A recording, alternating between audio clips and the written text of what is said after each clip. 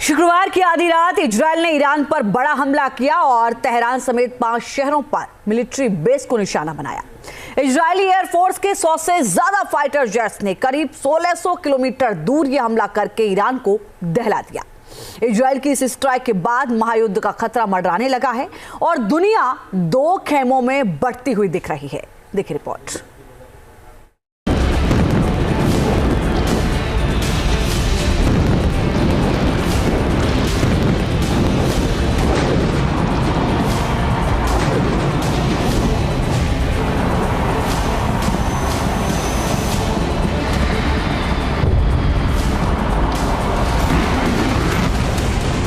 बदले की आग में जल रही इजरायली सेना ने ईरान पर जबरदस्त हमला बोला।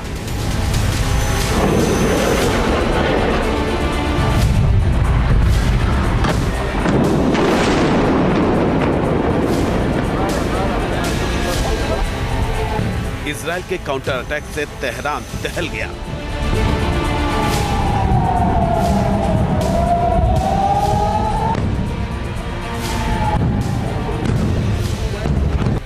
आईडीएफ के 100 से ज्यादा फाइटर जेट्स ने ईरान में गोले बरसाए।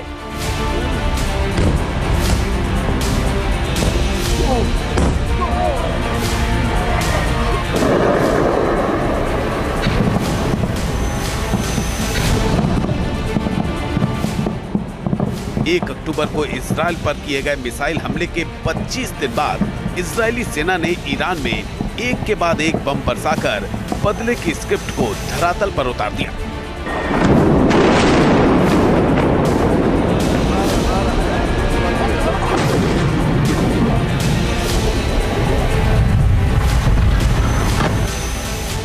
इस हमले के बाद मिडिल ईस्ट में तनाव चरम पर पहुंच गया है और लगता है कि एक बड़ी जंग की पटकथा लिख दी गई है। जानकारों के मुताबिक इजरायली काउंटर अटैक के बाद वर्ल्ड वॉर का खतरा और बढ़ गया है। हम ऐसा क्यों कह रहे हैं वो बताएं। उससे पहले दिखाते हैं कि इजरायली हमलों से कैसे ईरान के कई शहर दहल गए।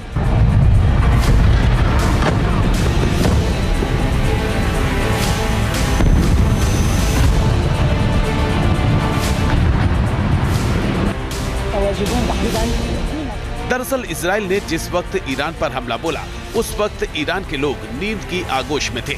हालांकि इजरायली एयरफोर्स ने ऐसी बॉम्बिंग की कि पूरा ईरान जाग गया और अफरा तफरी मच गई।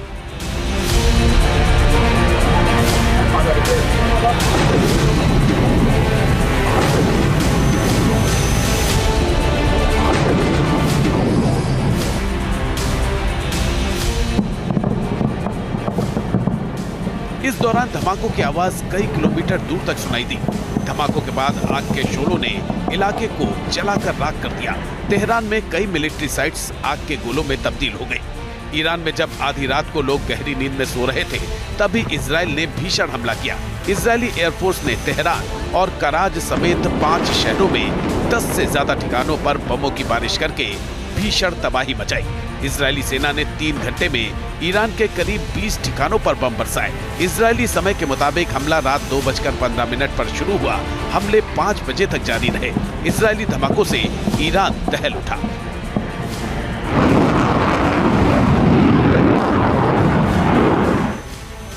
इजरायल के इस हमले में 100 से ज्यादा फाइटर जेट्स ने हिस्सा लिया और आसमान से बम बारूद बरसाकर ईरानी सामरिक ठिकानों को तहस नहस कर दिया। आईडीएफ ने मिसाइल फैक्ट्री और सैन्य ठिकानों को निशाना बनाया। इन हमलों में इजरायल के F-35 स्टील्थ विमानों ने भी हिस्सा लिया।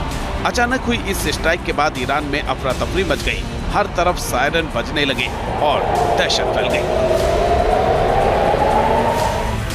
इजरायली एयरफोर्स ने ईरान के 5 शहरों कराज, कौम, तेहरान, मासाद और शिराज पर भीषण अटैक किया।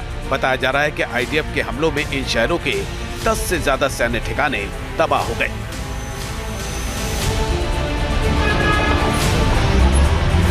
ये इतिहास में ईरान के खिलाफ इजरायल का सबसे बड़ा हमला है।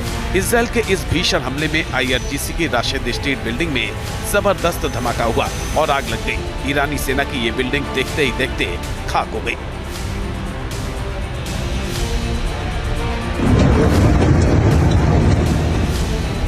इजरायल के इस बड़े काउंटर अटैक के बाद तेहरान में सब कुछ बंद कर दिया गया।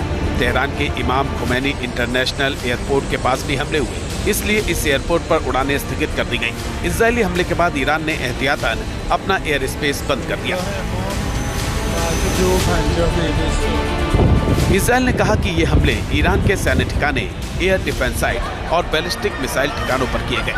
1 अक्टूबर और 14 अप्रैल को इजरायल पर हमले के लिए इन्हीं जगहों का इस्तेमाल किया गया था, इसलिए इन टारगेट साइट्स को मिट्टी में मिला दिया गया।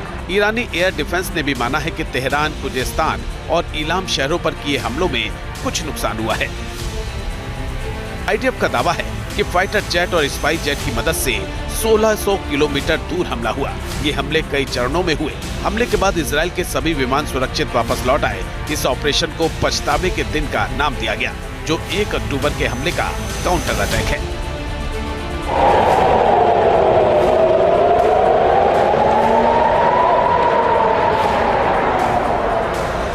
तेहरान के पश्चिम और दक्षिण पश्चिम में कई सैन्य ठिकानों को इजरायल ने निशाना बनाया। इस्लामिक रिवोल्यूशनरी गार्ड कॉर्प्स के ठिकानों पर भी हमला किया गया। इजरायल ने ईरान के उन ठिकानों को निशाने पर लिया जहां से ईरान इजरायल पर हमले करता रहा है या जहां पर वो अपनी मिसाइलें तैनात रखता है। इन हमलों के पीछे इजरायल का मकसद ईरान की एयर डिफेंस सिस्टम को ध्वस्त करना है।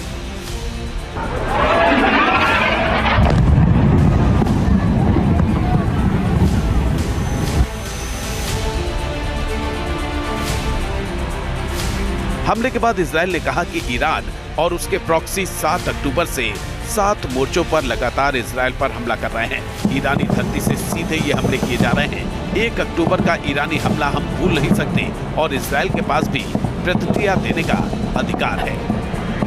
I can now confirm that we have concluded the Israeli response to Iran's attack against Israel.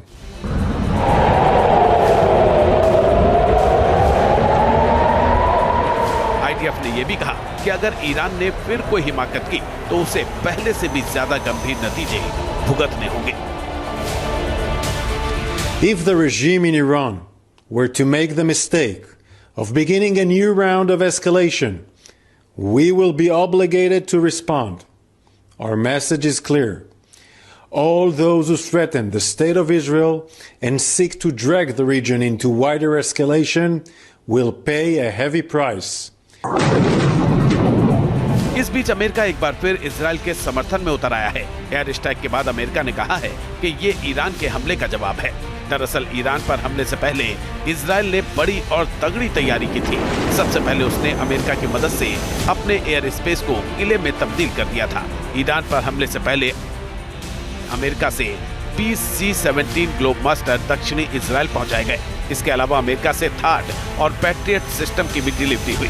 Third की अमेरिकी सैनिकों के साथ फ्रंट लाइन पर तैनाती भी कर दी गई।